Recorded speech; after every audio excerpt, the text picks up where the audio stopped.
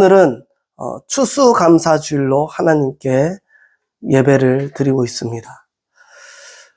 추수감사주일, 우리는 하나님 앞에 한 해의 수확, 소득, 모든 소출에 대해서 하나님께 감사함으로 한 해를 정리하고자 합니다. 이 시간 추수감사주일 가운데서 하나님 앞에 모든 감사와 찬양을 올려드릴 때 우리 가운데서 더욱더 큰 은혜와 축복이 임하기를 간절히 원합니다.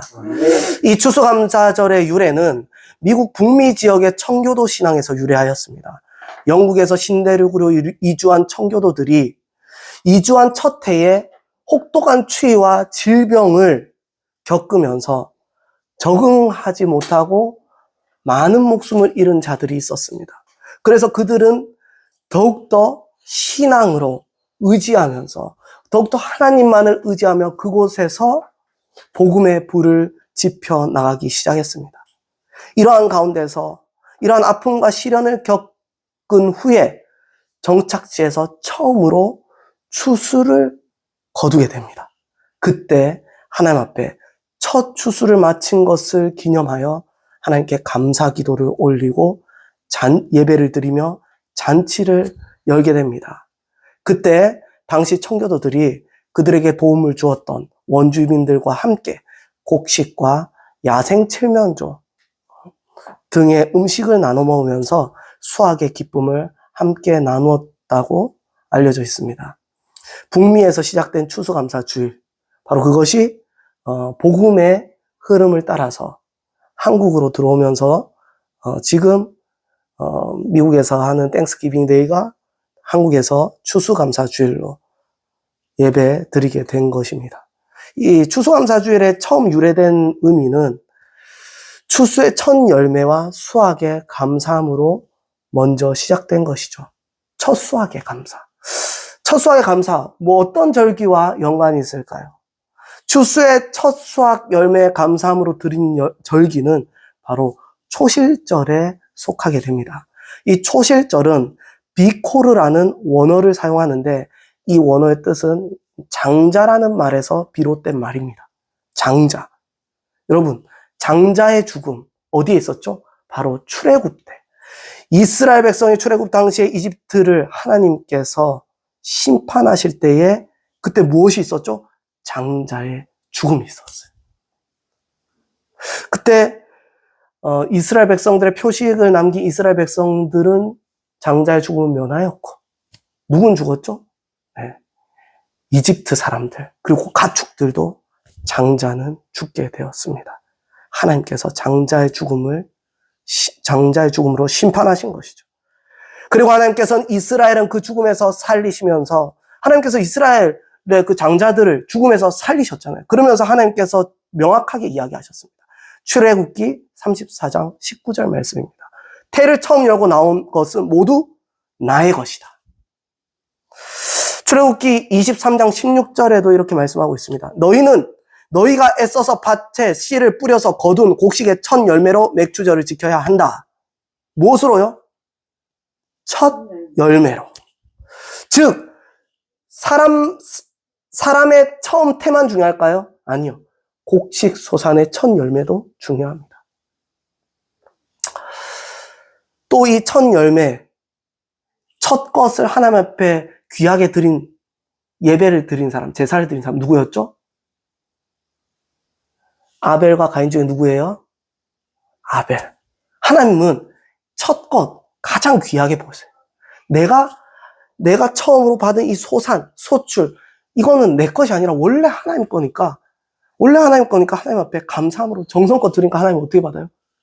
기뻐 받으십니다. 근데 우리는 어떻게 해요? 소득이 생기면 요만큼만 주면 되겠지 뭐. 하나님한테 한 요 정도만 헌금하면 되겠지. 나도 먹고 살아야지. 원래 우리의 모든 소득은 다 주님의 것입니다. 그런데 우리는 육신에 갇힌 혈과 육 때문에 이게 내 거라고 착각하면서 살아가고 내가 먹고 살아야지라고 착각하면서 삽니다. 우리가 먹고 사는 것은 다 주님의 은혜인 줄 믿습니다. 빈들에 피어 있는 작은 꽃 하나도 주님의 은혜가 담겨 있는 것처럼 더욱이 하나님의 자녀로 하나님께서 직접 창조한 우리 모두는 주님께서 직접 빚으시지 않겠습니까? 그러한 믿음이 우리 가운데 있기를 원합니다. 즉 사람과 짐승뿐만 아니라 모든 곡식과 과일 등의 모든 첫 열매는 다 여호와 하나님의 것입니다. 그래서 주님께 감사함으로 가장 먼저 첫 소산을 드리면서 무슨 절기를 지키죠? 초실절. 바로 그것이 처음 땡스기빙 데이에 유래된 의미입니다. 그런데 초실절의 실질절 날짜는 무엇과 동일하느냐? 부활절과 동일하게 돼요. 그러니까는 날짜가 중첩이 돼버립니다. 고린도전서 15장 20절입니다. 그러나 이제 그리스도께서 죽은 자 가운데서 다시 살아나사 잠자는 자들의 첫 열매가 되셨도다. 아멘. 여기에서 예수 그리스도께서는 부활의 첫 열매가 되신 것을 말씀을 통해서 우리는 알 수가 있어요. 즉 우리가 드렸던 초실절, 구약시대 때 드렸던 초실절이 무엇으로 확정이 되었죠? 예수 그리스도의 부활의 첫 열매로서, 즉 부활절로서 그 의미가 승계되고 확정이 된 것입니다.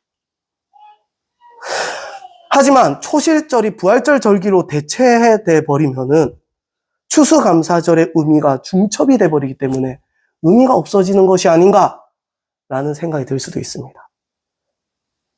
물론 북미에서 초실절의 의미로 유래되어 왔긴 하지만 추수감사주일이 한국에서 토착화되는 과정에서 그 의미가 초실절로 묶이지 않고 초막절로 묶여지는 것을 볼 수가 있습니다. 세번역 레위기 23장 39절 말씀 보면 밭에서 난 곡식을 다 거두고 난 다음 너희는 일곱째 달 보름달부터 이래 동안 주에게 절기를 지켜야 한다. 바로 이것이 초막절이었죠. 밭에서 난 곡식을 다 거두고 난 다음에 어떻게 했죠? 절기를 지키게 됩니다. 감사의 절기를 지키는 것이죠. 신명기 16장 13절입니다. 너희 타작마당과 포도주 틀에 소출을 거두어 드린 후에 어떻게 해요? 소출을 다 거두어 드린 후에 이래 동안 초막절을 지킬 것이요. 그리고 15절 내 하나님 여호와께서 택하신 곳에서 너는 이래 동안 내 하나님 여호와 앞에서 절기를 지키고, 무슨 절기요? 초막절을 지키고 내 하나님 여호와께서 너의 모든 소출과 네 손으로 행한 모든 일에 복 주실 것이니 어떻게 하라고 말씀하시느냐? 너는 온전히 즐거워할지니라. 아멘. 즉 초막절은 어떻게 해야 돼요? 모든 소산과 추수한 것을 하나님 앞에 감사함으로 절기를 제사를 드린 거죠. 절기를 잘 지켜야 돼요. 이래 동안에. 그리고 나서 하나님께서 축복을 하신다고 했어요. 지금 오늘 우리가 여러 가지 곡류와 과일과 야채, 먹을 것들을 갖다 놨는데 이런 건 뭐냐? 하나님께서 우리에게 주신 소출과 소득이라는 거예요. 그럼 이것을 하나님 앞에 감사함으로 예배로 올려드릴 때 주님께서 축복해 주신다는 겁니다. 그리고 나서 우리는 어떻게 해야 돼요? 온전히 즐거워할지니라. 그래서 추수감사주일은 감사와 기쁨이 함께 있는 것입니다. 어쨌든 이 내용은 초막절의 의미를 담고 있습니다. 이 초막절의 의미가 바로 추수감사절로 그 의미를 함께 나누는 것이죠. 그러므로 초실절은 부활절의 의미에 존속이 되게 되고 추수감사주일은 초막절로서 우리가 그 의미를 가지고 와서 지키게 됩니다. 근데 여기에서 의문이 들 수 있습니다. 그러면 개교회마다 다르겠지만 맥추감사주일은 어떻게 되는 걸까? 오늘은 추수감사주일이라서 이 내용은 제가 짧게 나누면은 7월 첫째 주 드려진 맥추감사주일은 사실 한국교회의 특징입니다.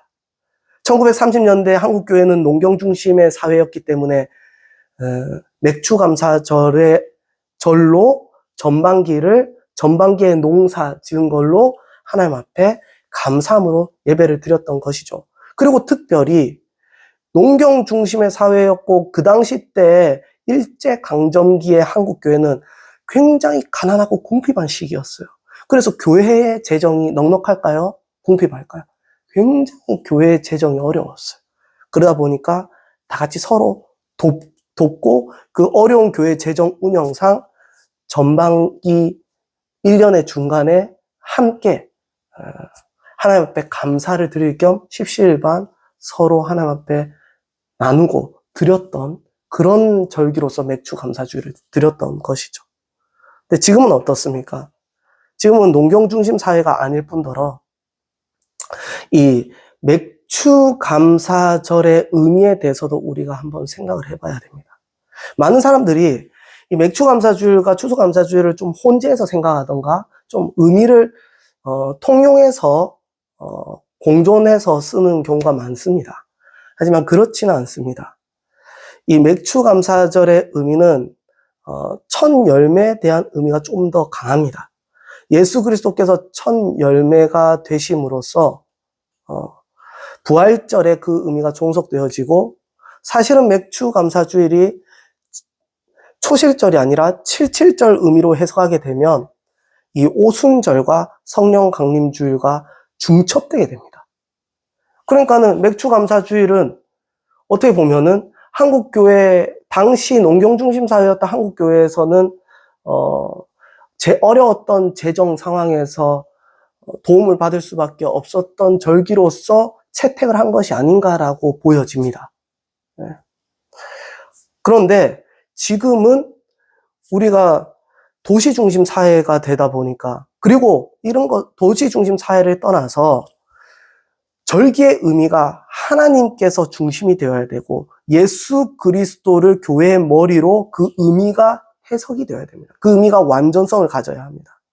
그러면 부활절에 초실절을 부활절로서 계승을 하고 칠칠절을 오순절과 성령 강림 주일로서 계승을 하게 되면은 맥주 감사 주일에 대한 의미는 사실상은 다 주님 앞에 드리게 되는 것입니다.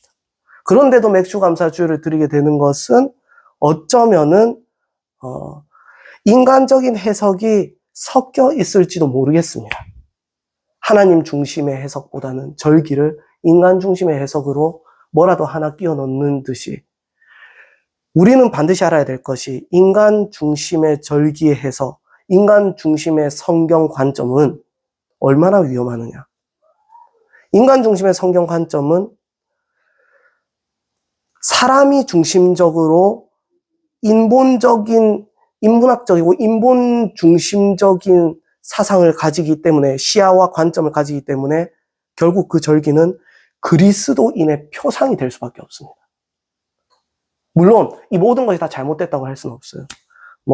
그런 맥주 감사주를 통해서 어떤 교회 같은 경우는 선교 모든 자금을 또 선교 헌금을 보내는 교회도 있더라고요. 그래서 이것 해석 자체가 잘못됐다라고 할 수는 없지만, 우리는 그 절기를 받아들일 때 절기의 중심이, 절기를 해석할 때 이 절기의 중심이 바로 누군가? 우리 교회는 지금 이것이 필요하고 저것이 필요하니까 이 절기를 지켜야 돼, 이건가? 아니면 하나님께서 지금 우리에게 이것을 요구하시니까 이걸 하시는가? 바로 절기는 오직 주 여호와 하나님의 거룩함을 위해서 드려져야 합니다. 모든 절기는. 6월절이든 초실절이든 초막절이든 모든 절기는 누구를 위해서요? 여호와 하나님의 거룩함, 이것을 기억하는 거예요. 오늘 본문의 말씀을 보면 주의 성도들아 여호와를 찬양하며 그의 거룩함을 기억하며 라고 나와 있어요. 무엇을 기억해야 되죠? 여호와의 거룩함을 절기를 통해서 드러나야 되는데, 지금 우리 교회에 필요하니까, 이게 필요하니까, 저런 게 필요하니까 그런 걸로 절기를 끼워 맞추고 의미 부여하는 건 쉬워요. 의미 부여하는 것처럼 쉬운 게 없어요. 그냥 감사한 절기 하나 더 있으면 나쁠 게 뭐 있냐. 의미 부여하면 어려울 거 없습니다. 하지만 그게 그 절기를 하나 더 넣든가 빼든가 이게 누구를 위한 거냐. 그것을 통해서, 그 교회에서 드려지는 그 절기를 통해서 하나님의 거룩함을 기억합니까? 그리고 그것이 드러납니까? 그리고 그것이 확정됩니까? 아니면 그 절기를 통해서 누군가가 아니면은 어떤 특정한 방향, 또 다른 방향, 인간적인 시야와 방향으로 흐르는 부분은 없습니까? 우리는 이러한 부분에 대해서 오늘 추수감사주일을 통해서 이렇게 절기에 대해서 한번 생각해 보면서 절기가 우리에게 있어서 하나님 앞에 어떤 중심으로 드려야 되는지 명확하게 생각해야 됩니다. 단순히 감사만 가지고 드려지는 절기가 아니라는 것입니다. 절기는 하나님의 거룩함이 첫 번째입니다.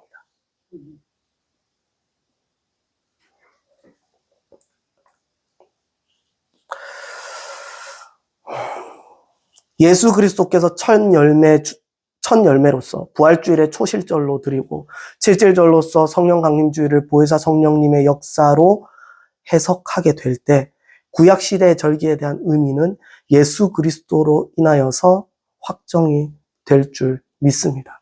그리고 오늘 초막절에 뿌리를 두는 추수감사주일은 여호와 하나님께 감사하고 찬양함으로 기뻐함으로 귀결되어야 하는 것을 우리가 깨달았습니다. 레위기 23장 43절입니다. 이는 내가 이스라엘 자손을 애굽 땅에서 인도하여 내던 때에 초막에 거주하게 한 줄을 너희 대대로 알게 함이니라. 나는 너희의 하나님 여호와이니라. 아멘. 자, 여기에서 하나님이 무엇을 강조하죠? 초막에 거주하게 한 줄을 너희가 대대로 알게 함이니라. 기억하라 이거예요. 감사합니다. 이것이 끝이 아니에요. 이거는 그냥 어쩌면은 명분밖에 안 돼요. 감사는. 우리는 감사함으로 누구를 기억해야 돼요? 여호와 하나님. 그분이 행하신 모든 것을 우리는 기억해야 된다는 거예요. 이것이 진짜 감사의 뿌리고 감사의 의미입니다. 초막절의 가장 큰 의미는 이스라엘을 인도하신 분은 바로 여호와 하나님이라는 것을 자손 대대로 이스라엘 백성에게 알게 하려고 하는 것입니다. 그냥 너희는 나한테 감사하라. 그냥 이거 시키니까 해. 단순히 여기에서 끝나는 것이 아니라 기억하라는 것이죠. 기억함으로 항상 감사하라는 거예요. 우리를 예수 그리스도의 십자가의 보혈로서 십자가의 피로써 우리를 건져주셨습니다. 우리는 매일매일 주님 예수 그리스도를 기억해야 됩니다. 그러면 감사가 당연히 나올 수밖에 없게 되는 것이죠. 그런데 예수 그리스도를 살면서 잊어버립니까? 계속 가져갑니까? 잊어버려요. 살다 보니까 혈과 육에 가득하게 되어서 생각과 마음이. 그러다 보니까 예수 그리스도를 잊고 살 때가 있어요. 그러면 어떻게 돼요? 은혜를 잃어버리고 또 하나님께서 나에게 베푸신 그 예수 그리스도의 사랑을 망각하게 되고 그러면서 또 죄의 길, 죄의 늪으로 가게 되는 것입니다. 감사의 첫 번째는 바로 여호와 하나님을 기억하고 예수 그리스도의 사랑을 우리 가운데 깊이 새기는 것. 이게 감사의 첫 번째입니다. 이것이 감사하기 때문에 하나님 앞에 소출을 드리는 거예요. 모든 소득을 주님 앞에 드리는 거예요. 첫 열매를 대신해서. 추수감사주일에 우리는 대대로 여호와 하나님께서 나를 인도하신 분이라는 것을 명확하게 깨달아야 합니다. 오늘 본문에서는 여호와의 거룩함을 기억하라고 말씀하십니다. 우리에게 감사의 목적은 나를 인도하시는 분은 여호와 하나님이시다. 우리가 찬양을 하는 목적은 나를 이끄시는 분이 여호와 하나님이시기 때문이라는 거예요. 그분을 날마다 내 마음과 생각에 새기는 것, 기억하는 것, 이것이 진정한 감사의 시작인 것입니다. 이것이 진정한 찬양의 시작인 것입니다. 내 마음과 내 생각에 날마다 기억하고 되새기고 날마다 새기는 것. 이것이 바로 감사의 첫걸음이 되는 것입니다. 내 삶을 내가 사는 것이 아니라 내 삶은 누가 인도해 주시는 거예요? 내가 사는 것 같아도 내 삶은 주님께서 인도해 주신다는 거. 이것을 날마다 새기는 거예요. 이 죄에 익숙한 우리 모두는 끊임없이 예수 그리스도의 사랑을 까먹고 하나님의 베푸신 은혜를 까먹으니까 감사를 잊어버리게 돼요. 기억하면 감사가 되고 감사가 되는 것입니다. 나의 삶을 인도하시는 분은 내가 아니라 여호와 하나님이심을 날마다 고백하며, 그래서 우리는 날마다 하나님 앞에 산제사를 드리라잖아요. 누구를 기억해요? 나를 살리신, 나를 위해서 죽으시고 나를 살리신 예수 그리스도를 기억하고 날마다 산제사를 드리는 거예요. 그게 감사한 거예요. 추수감사주일 우리가 하나님 앞에 여호와 하나님을 대대로 기억하라고 하는 이스라엘 백성들이 선포했던 말씀과 같이 우리도 주님을, 예수 그리스도의 사랑을 영원히 기억하면서 오늘 하루 매일매일 거룩한 산제사로 드리는 저와 여러분 되기를 간절히 축원합니다. 이 시간 우리 함께 기도하겠습니다. 여호와 하나님을 위한 절기로 한 해의 감사를 주님 앞에 드리는 자 되게 하여 주옵소서. 우리가 하나님께 드려지기 위한 추수감사주일, 하나님의 거룩함을 위한 추수감사주일, 하나님을 기억하기 위한 추수감사주일이 되어서 오직 주님께서만 우리의 감사를 기뻐 받아 주옵소서. 우리 함께 주여 한번 부르짖고 기도하겠습니다. 주여